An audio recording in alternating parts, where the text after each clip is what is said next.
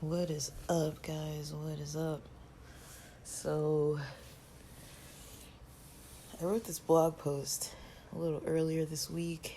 Haven't posted it yet, but I'll post it with this episode, short episode here. So I started trying to look into Tanya, and I guess I still don't understand why it's called that, like if it stands for something. But it's by the Alter Rebbe. I believe he studied under the Baal Shem Tov. I think according to Henry Abramson's lecture, the Baal Shem Tov was basically like a person who, I guess he got his name by writing good amulets, because I guess there was like a time period where people would write amulets in Judaism, or I don't know if it's considered like more of a mystical Judaism. People would write amulets and they would be kind of like fake or not high quality, and they'd try to scam people, basically. I mean, it was a type of a business, and that's kind of something that I guess coming from Christianity, there's not too much in Christianity that's like business oriented, other than maybe the church itself and giving money to the church, or maybe if they have different types of ministries that they open, like I don't know, like I knew of this church once that had all kinds of ministries. Like they would help fix people's laptops, help old ladies move. I think there was one for kids that didn't have fathers, and then for fathers to be able to come and be like a father figure to some kids that didn't have like an adult male in their lives, and they would make like fishing trips and different types of trips. This was like a ministry that they had, and I don't know specifically. I mean, they had like a list, and this is like the Rock Church in San Diego, and I don't know. This was like pre-pandemic, so I don't really know how things are now or how they look. I haven't looked into it or checked it out, but I'd say stuff like that. I mean, it's like community support type stuff, you know. So I do think, because I remember once there was a lady that I knew who I worked with who was, not hearing back from her nephew, needed to move immediately downstairs, was going to get charged, but needed to move apartments, and didn't have any way to move. I think she had like one piece of larger furniture, which was a reclining chair. She couldn't move it herself at all. She didn't know anyone who could move it, and I remember calling that church to see if they could support, and they asked me, because I think at that point I had gone quite a few times, but they were like, have you gone to this, there's like a type of meeting that they would do after church, and it was like, I can't remember what it was, but it was it was like a program where you were supposed to like, I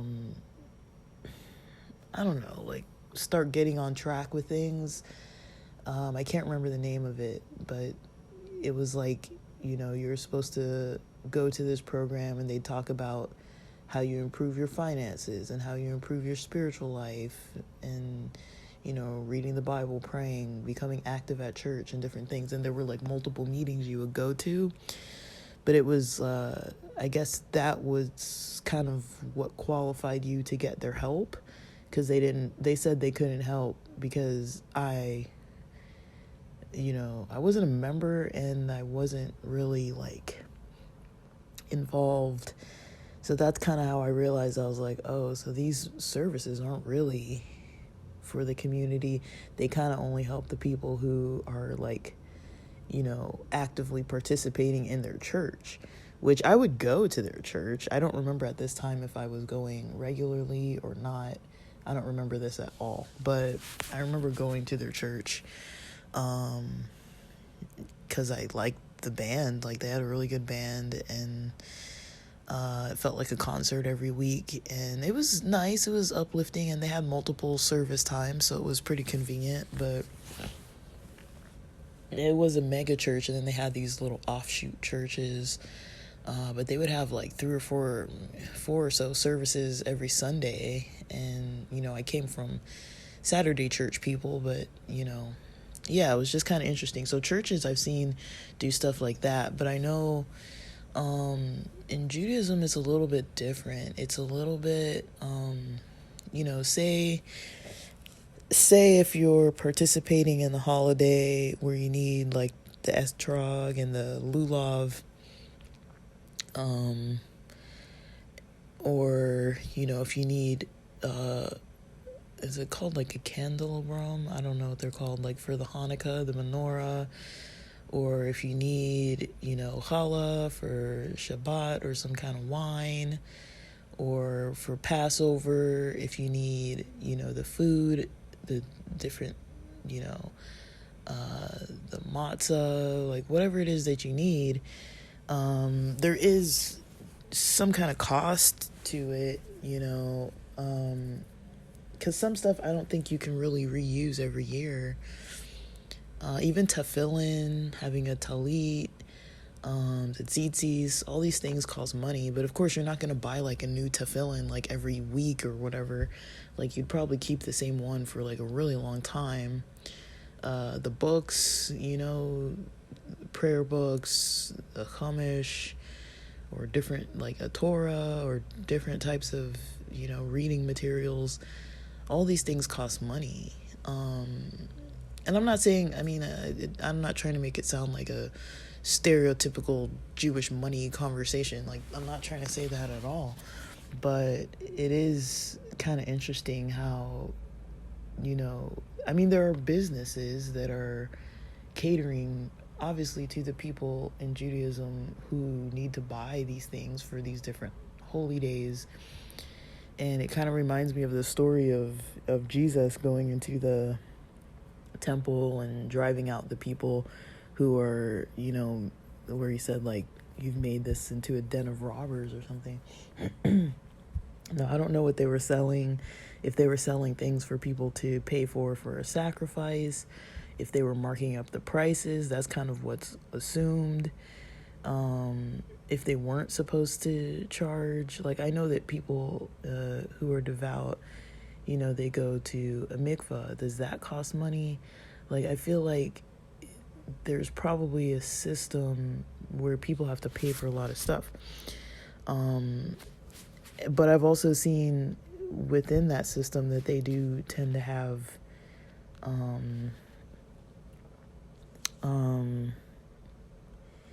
people are paying for this stuff, but they do tend to have what do you call it?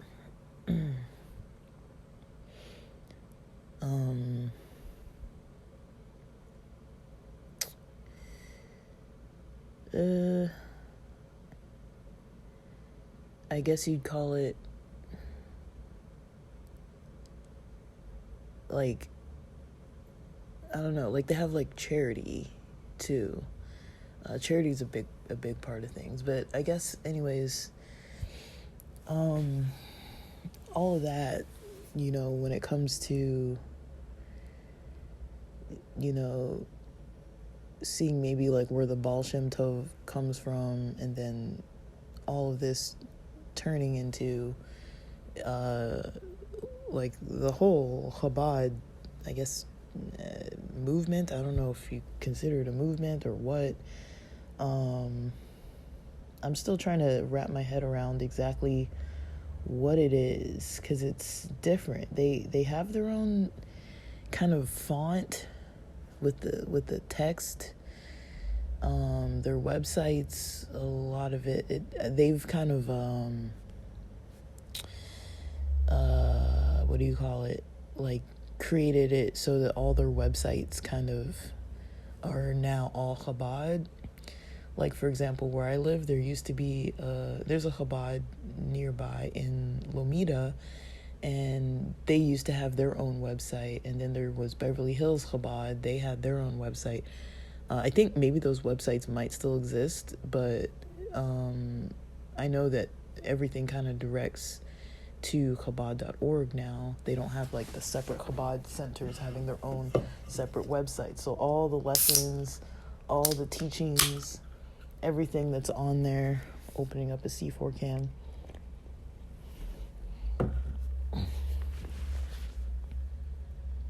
I'm definitely going to need caffeine today. Everything that's kind of on there is, you know, something that, you know, for the most part,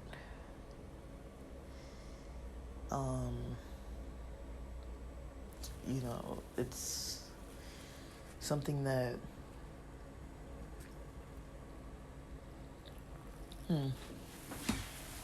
it kind of caters to the community or people who want to learn in the style of that community. But I'm just finding it interesting because it's, I think knowing about Chabad was probably one of my first entries into something that was kind of had the Orthodox feel. Like, I don't think Chabad people are, I don't know if they're their own sect. I don't know if they follow like an Orthodox method. I know there are a lot of rebbes and a lot of communities. Like there's the Breslover, Lubavitch. There's multiple. Those are the two that come to my mind first because I hear more about them than anybody else. But I'm not so sure the specific differences. I think there is a lot of overlap, but that's one thing that I've been trying to learn more about during this week because I'm like, I don't really know what the actual differences are with Chabad groups. I guess one thing I would say with Chabad groups is that they have a Rebbe. I don't think that, you know, the synagogue down by LAX or whatever, I went to one that was kind of like on the way to LAX once, called first, went, there happened to be a bar mitzvah. It was part of a college cultural, you know, you have to go to another cultural event, a cultural, I think it was like some religious cultural thing. I can't remember. This is like so long ago. But I went and had a good time. And it was a bar mitzvah. And, you know, there was a little meal afterwards. Some refreshments, snacks, kind of lunch type of thing. And I enjoyed it. It was nice. It was wholesome. It was fun. It was chill. It was worship. You know, it was a worship service. I had to pick up my friend, so I remember running a few minutes late, and I wasn't happy about that because it's like, okay, you're a guest and you're late. But it was fun. It was good, and it was a very long time ago, though. But I don't think those synagogues have a Rebbe. I don't think that's something that they want or need. So that's one difference. I don't think they have that. And I think with Orthodox clothing, maybe the clothing would look similar, but I've heard about the yarmulke types, how people can wear like a velvet, like a crushed velvet yarmulke, or it has like a certain amount of, like, I guess, I don't know if it's like six pieces holding it together versus the 4 pieces versus a knit yarmulke versus I think the Nanak guys wear the little white looking beanie yarmulke, and or the people who are from maybe where's that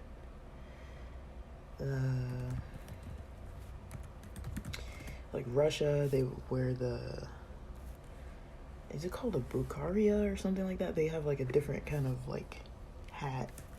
It's like a hat almost. So, and then the males wearing the black hats over, or the women wearing I guess it's called the shaitel, the kind of wig. Like there's a lot of differences I'm noticing with like head coverings, and different groups doing different things with the head coverings. And I don't really live in an area where there are too many people that you can look and like try to identify their differences too much. There used to be a family that, I think it was a father and son, it looked like, who would walk. They would walk every morning. You would see them walking to the synagogue. So, yeah, there's just a lot of differences and things to try to weed through and understand, honestly. It's pretty fascinating. So, I just finished up a kind of a preview blog post type of quick article. It's about 400, 500 words. It's really nothing, nothing too major, but I decided to,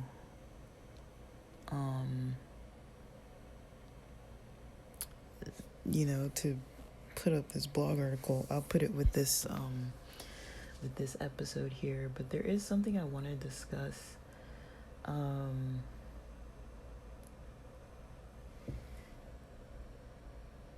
I guess I ended the conversation about, how in Christianity, and I'm noticing too in Islam, there is that kind of fear of hell that is taught. Now, I don't know if the Bible really does those conversations a lot of justice. Like, I don't, at least not the way I read it, I don't really see there being so much in there about hell. I do hear pastors who talk about it a lot, but I don't think there's a whole lot about like, oh, you're gonna go to hell if you don't start believing this or following it or whatever. But with the small amount of Quran that I've tried to tackle, it seems to mention, punishment of some form, or kind of, this thought process of, you better believe, you better do what it says, or else, something might happen to you. I don't think it necessarily always says hell. And then also with the Quran and Islam, I'm not sure that hell is like a permanent thing in Islam. I feel like it's like, from what I'm interpreting, and I could be so wrong, it seems like they focus on hell like you get to be punished for whatever amount of sin you've caused. So maybe for some people it might be eternal, but I think people get their punishment from hell, and then they kind of are able to just, I don't know what happens after that, but maybe you go to paradise. I don't really understand. But yeah, when I first start reading things or hearing things, in, speeches, lectures, sermons, where they're like, let's talk about your evil deeds and you shouldn't be doing all this stuff, I'm automatically like, here we go again. Like, here's this whole thing. But I'm kind of glad I gave it a little more chance, because it doesn't actually appear to be going in that direction. It's more focused on, okay, let's think it through, Like, even the lesson that the rabbi was giving, that Chabad rabbi, about Tanya, he was kind of like, okay, well, there's different methods that you use to address these different issues. One of those methods is using types of meditation. Another method is, focusing on maybe, I don't know what they call it, but like maybe not entertaining or following through with something. So say, for example, if you're mad, if you're angry, you can be mad, angry internally, but how you express that is maybe where the issue might come in, or like what you do with that emotion might be where someone could look at it and be like, that's maybe a little problematic, So just trying to look at things from a focused perspective of like, who is actually, like, what is actually going on, who's actually dealing with, these different things, but mostly, like, what to actually do, because I feel like, usually in Christianity, when you hear somebody giving a sermon or something, talking about either sin or wickedness or evil or whatever they're talking about, not following the traditions of that specific denomination, or not following the Bible in general, or believing in other religions, or practicing some other belief system. In Christianity, most churches typically teach that any of that would be a wrong way to do things. But they never really give you any advice. They're just like, follow this way because our way is right, and just do all these things. Like the Amish have their way, the Jehovah's Witnesses have their way, the Mormons have their way, the Adventists have their way, the Catholics have their way. The Orthodox groups have their multiple different ways, Presbyterians have their ways, evangelicals, the list goes on and on and on, Methodists, Lutherans, they all have their separate things, Some places have like a small little fountain when you walk in. Some places are built like the churches almost look like the hull of a ship when you look at the roof. The ceiling part, they're kind of modeled after that. You have cathedrals, the Catholic Church. If you took a Catholic Church service, a mass service, and compared that to like a Baptist church service, you probably wouldn't even know that it's like the same religion. Like it, and some churches can be really like modern, like super modernized to the point that it's like, it's almost like what do you call those public speakers, like those motivational speakers? It's like they have a band, and then like it's almost like a Tony Robbins, seminar or something. But it's like, I'm not knocking any of it. I'm just saying, like, there's so much variety that it's like, how do you even choose of all of that what would be the right thing? It's like, can it all be right? Can none of it be right? Like, it's really kind of confusing to kind of try to really look overall and say, like, okay, this is right. These are the right methods. These are the best methods. Like, how does one even determine that when there's so much variety and everybody's saying that they're right, And I think, if you've dabbled in Christianity long enough, you kind of get a little tired of that. Like, in all honesty, it's a little exhausting to try to go through that with people and try to, have people being like, okay, like, here's something that we need for you to do, or, and just the community surrounding it. It can be a little, I don't know. I get kind of turned off to a lot of the, messages about, like, who says that who's gonna go to hell, or who's more right than some other person. It's like everybody's using the Bible or whatever version of Bible to prove their point. There's nobody who's gonna be like, I never used the Bible. I've never tried to use the Bible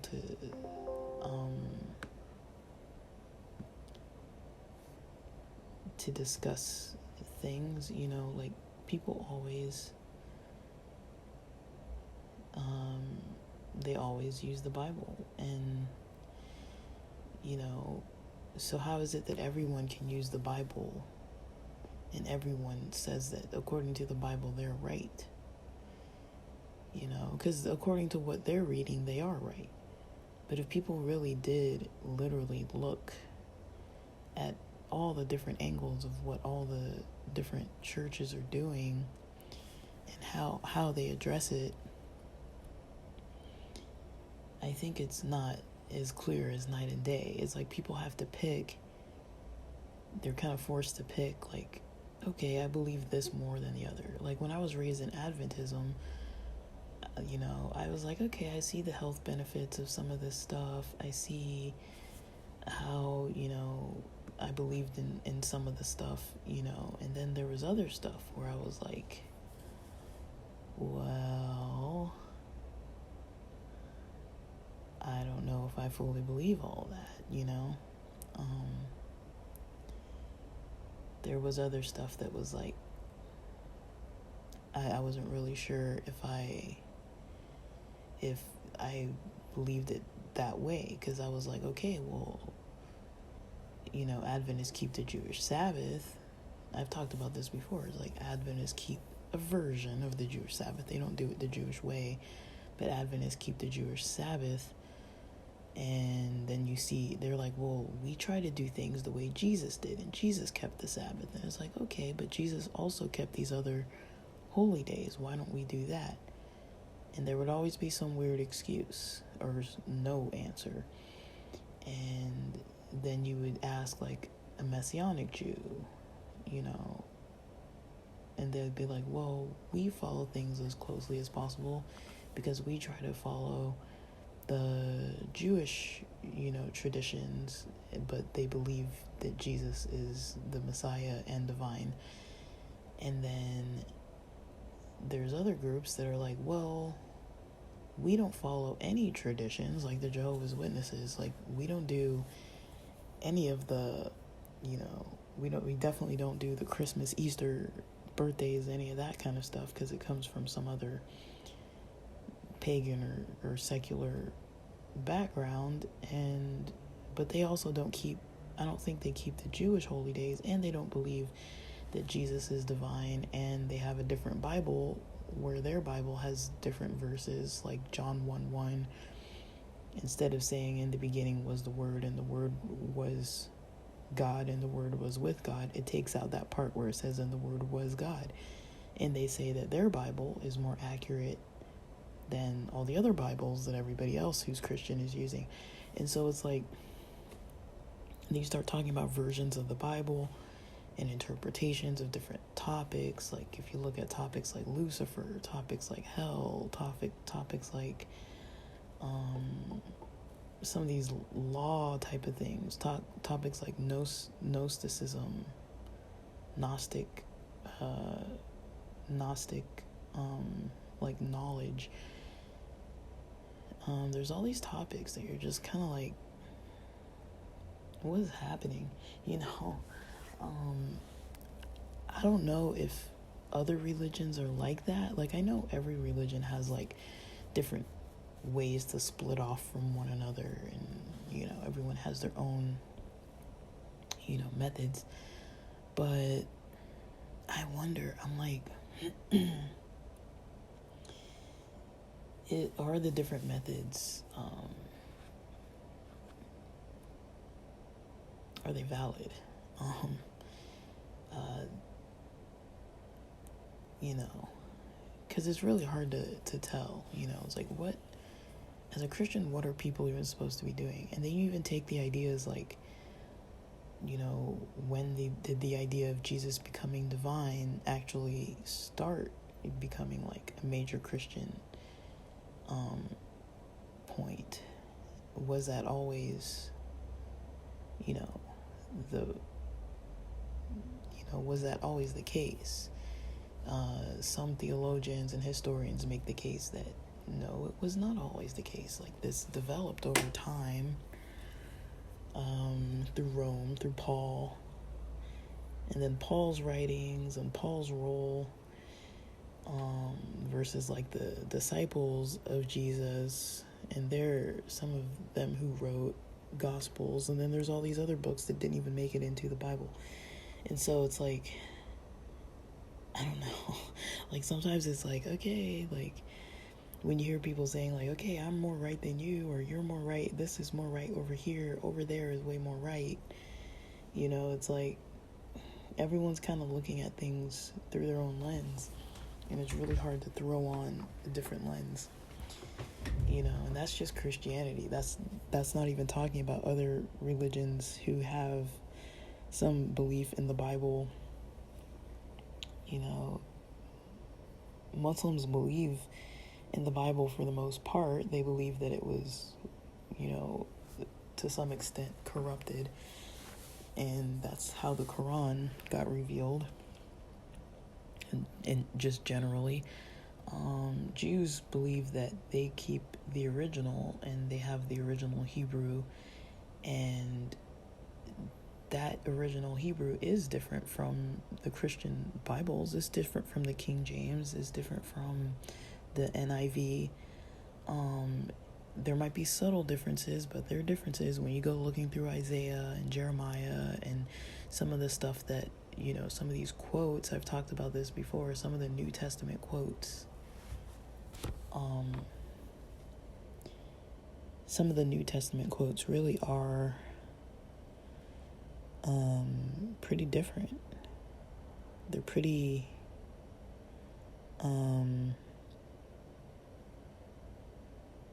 the New Testament quotes can be pretty different from what the actual Old Testament says. And I caught on to that way earlier when I was like in high school or something, but I never really started looking into it more until maybe this year or last year, in 2024 or 2023 maybe, but I remember specifically more 2024. And so just bringing things back full circle, when people start talking about hell and punishment for not following these beliefs or following these traditions or whatever, it's like if everybody's saying that, it gets to a point where it's like, okay, like whatever, you know. And that's kind of the point that I've almost come to, is like every group, not every group, but multiple groups do have that message that you're going to be doomed if you don't do it our way. You know, there might be some financial incentive, some incentive to have engagement from the community. Like, you can't have a church if people don't go to it, you know. Like, I don't think there are many places out there that are going to allow a church to exist if nobody comes to it. A lot of these places, they are businesses at the end of the day. I don't know, maybe there are like fully nonprofit churches, but a lot of churches, you know, they have to run their building, they have to pay the rent, they have to pay the bills, they have to pay the pastor, they have to pay the staff, or they have some board and some connection with some conference that kind of like everything kind of is organized in a way where, you know, sometimes churches have to merge or have to give up their buildings, and you know, there's a financial aspect to it. I'm not saying that every pastor is made rich, but I mean, it is a job description and you do get paid to do it usually. I mean, I have met people that are learned about people who have churches that it's not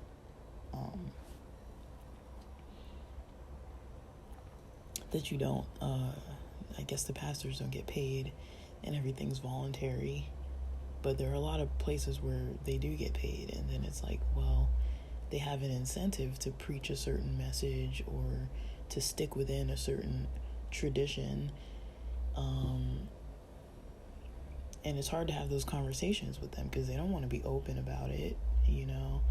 I've known pastors who were more open about it and they got really badly reprimanded, so I don't know. It's an interesting field. It's an interesting topic. It's just interesting ideas all around.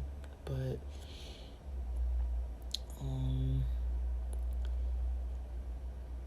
yeah, I mean, I'd like to know. Pretty much that's what I would like to know is, what is it that people, you know, what is it that people are supposed to do when they're trying to either find or learn about spiritual practices and do them? You know, there's really not a lot of information out there. Like, well, there is, but I think in the Christian world, you usually get taught, go to church, read your Bible, and pray. But do you grow past that?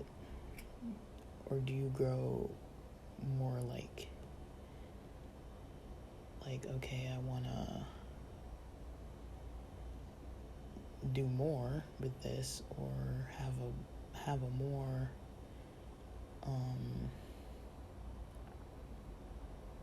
I want things to be a little more flexible or interesting. I want more variety, you know, more experiences to experiment with some things.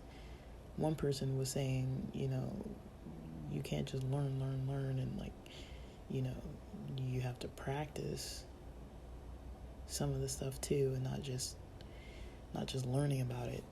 So that's another aspect of things. But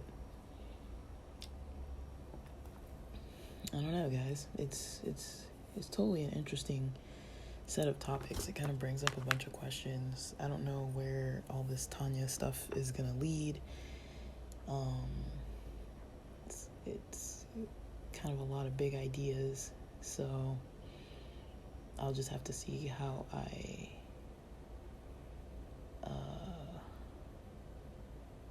how well I can kind of mesh with it and what comes of it, if anything. I guess we'll see. But yeah, I guess for now, that's mostly what I had to say. I think my work system is back up now. Something was down, so I should probably get back to work. We had a rough start this morning because nothing was working, so now it seems to be back up and in order, so I'm gonna get to it and start calling up these patients and getting some of this other work done. I've got some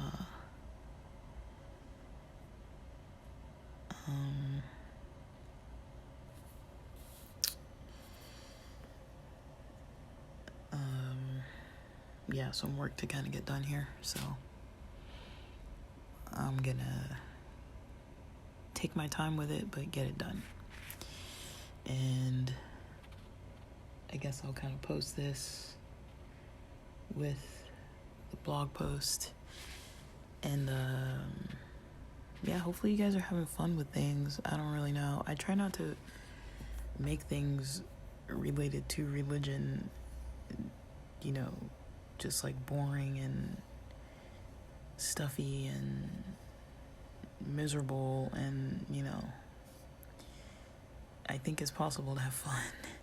I know a lot of people maybe don't look at it that way. They want everything to be like super serious, but I don't know if it really needs to be that serious all the time, but I guess we'll see. I don't know. But yeah, I've got some stuff to catch up with, and then yeah, that's it for now.